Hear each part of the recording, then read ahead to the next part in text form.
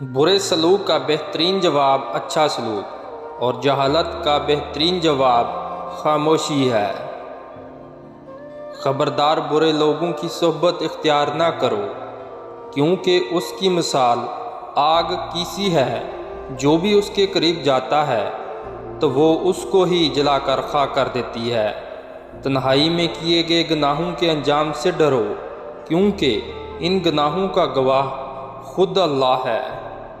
تمہارے نزدیک تمہارا سب سے بڑا دشمن اس شخص کو ہونا چاہیے جو تمہارے عیبوں کی تلاش میں رہتا ہے۔ جو انسان صرف اپنی ہی رائے کو پسند کرتا ہے وہ ذلیل ہو جاتا ہے۔ وہ شخص در حقیقت مر جاتا ہے جو کسی کے دل سے اتر جاتا ہے۔ برائی کی آگ برائی سے نہیں بجھتی۔ جس طرح سے آگ کو پانی سے بجھایا جاتا ہے، اسی طرح برائی کی آگ کو اچھائی کے پانی سے بجھایا جاتا ہے۔ سچے دوست وہی ہیں جن کے رہنے سے خوشی دگنی اور غم آدھے ہو جاتے ہیں۔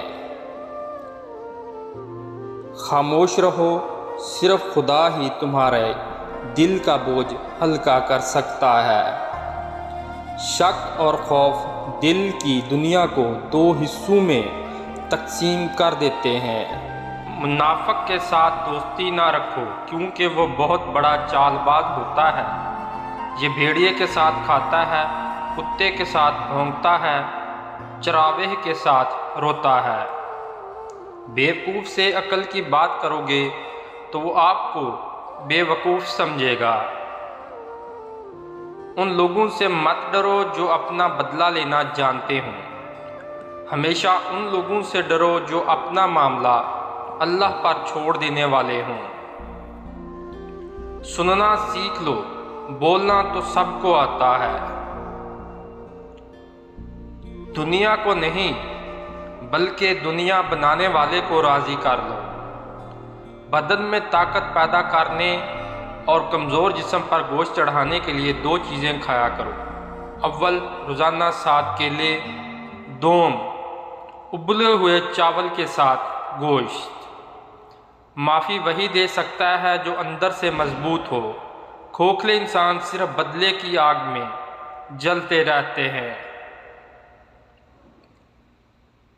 3 آدمیوں کی دعا قبول نہیں ہوتی: جو حرام مال کھاتا ہو، جو بکثرت غیبت کرتا رہو، جو مسلمانوں سے حسد رکھتا ہو۔ گناہ میں لذت ضرور ہے مگر سکون نہیں۔ گناہ کا موقع نہ ملنا بھی اللہ کی نعمتوں میں سے ایک نعمت ہے۔ کسی کی موم بتی بجھا دینے سے آپ کی روشنی زیادہ نہیں ہو جائے گی۔